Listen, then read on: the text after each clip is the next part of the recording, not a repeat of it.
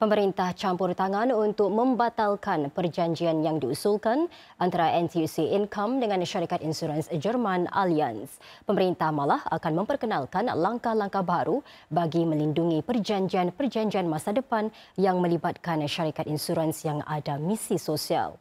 Berucap di Parlimen siang tadi, Menteri Kebudayaan Masyarakat dan Belia Edwin Tong menekankan bahawa perjanjian yang diusulkan itu bukan dalam kepentingan awam. MCCY menyelia kooperatif atau syarikat-syarikat kerjasama.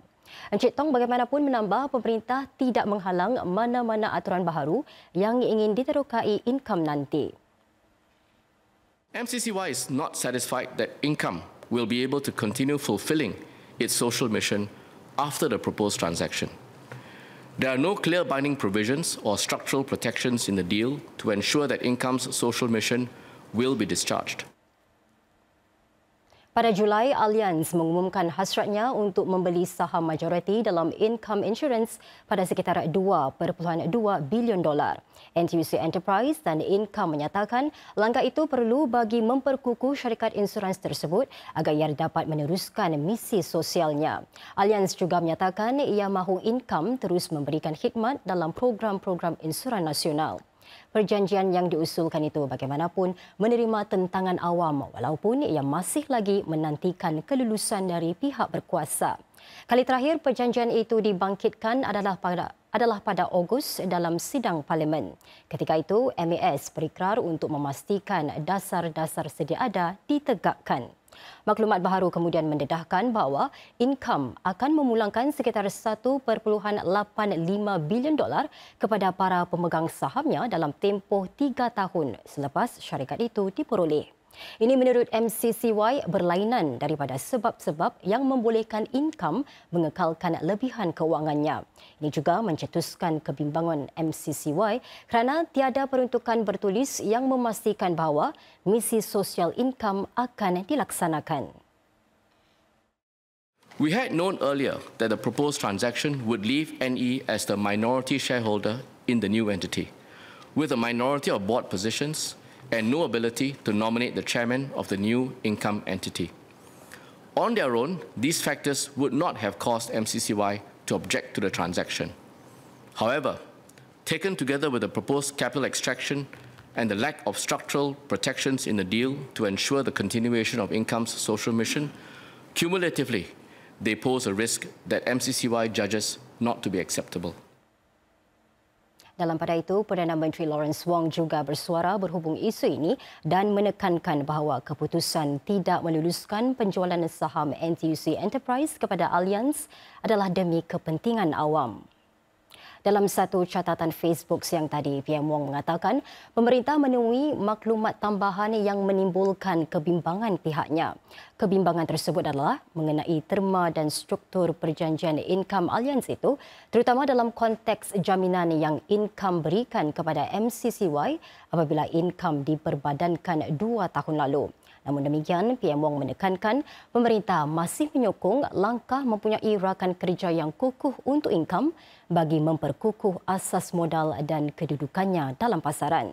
Pemerintah, kata beliau, kekal terbuka kepada perjanjian baharu yang Income mungkin lakukan dengan Allianz ataupun pihak-pihak lain.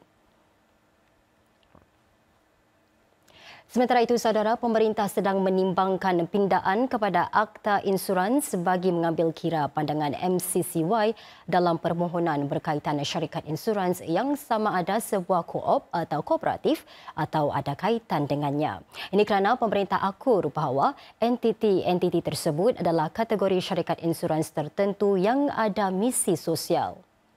Buat masa ini, seperti dalam perjanjian untuk memperoleh Income Insurance, hanya kelulusan MAS diperlukan. MAS lazimnya akan menimbangkan beberapa syarat seperti kekuatan kewangan dan sama ada ia sesuai serta wajar atas dasar berkhidmat. Namun dengan pindaan ini, pandangan MCCY juga akan menjadi salah satu syarat sebelum pemeteraian sebarang perjanjian. Memandangkan perjanjian ini sedang berlangsung, rang undang-undang berkenaan akan dibincangkan buat kali kedua dan ketiga minggu ini kerana faktor mendesak. There's urgency in tabling this bill because the deal is under consideration by the shareholders. And currently, there's no explicit provision in the Insurance Act for MAS to consider non-prudential related factors in assessing such applications. And so this is why we need to come to Parliament with the proposed bill to give the Minister in charge of MAS the powers to be able to consider the views and the concerns of the Minister for MCCY on public interest grounds. Penguasa Kewangan Singapura MAS mengambil langkah mengekalkan dasar kewangannya buat kali ke-6 berturut-turut. Ini bermakna kadar kenaikan nilai dolar Singapura kekal tidak berubah. MAS juga menjangkakan inflasi teras akan terus merosot kepada sekitar 2% menjelang akhir tahun ini. Inflasi teras yang tidak termasuk penginapan dan pengangkutan privat berada di paras 4.2% tahun lalu. Bank Pusat Singapura itu juga meramalkan inflasi keseluruhan berada di paras sekitar 2.5% tahun ini berbanding 4.8% pada tahun lalu. Rentak pertumbuhan dijangka kekal stabil dengan GDP tahun ini diramalkan dalam julat antara 2 hingga 3%, iaitu paras yang lebih tinggi. Sesetengah pakar ekonomi percaya dengan inflasi terus terkawal, dasar kewangan Singapura juga tidak dijangka berubah. Bagaimanapun, masih ada risiko-risiko inflasi ekoran ketegangan di peringkat global yang mungkin menjejas rantaian bekalan dan menaikkan harga komoditi. Sementara itu, Kementerian Perdagangan dan Perusahaan MTI mendedahkan ekonomi Singapura berkembang lebih rancak dalam suku ketiga tahun ini, tumbuh 4.1% berbanding tempoh sama setahun lalu. Ini lebih tinggi berbanding 2.9% yang dicatat pada suku kedua.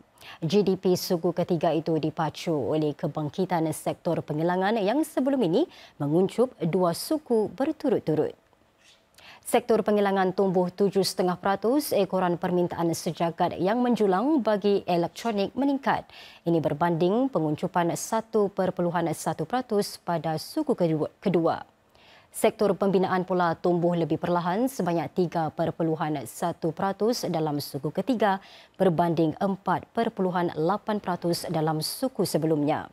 Sektor borong dan runcit serta pengangkutan dan penyimpanan secara kolektif pula berkembang 3,5%, iaitu rentak yang lebih perlahan berbanding 3.9% pada suku kedua. Para penganalisis umumnya meramalkan ekonomi Singapura akan terus tumbuh walaupun ketidaktentuan luaran boleh menjejas rentaknya.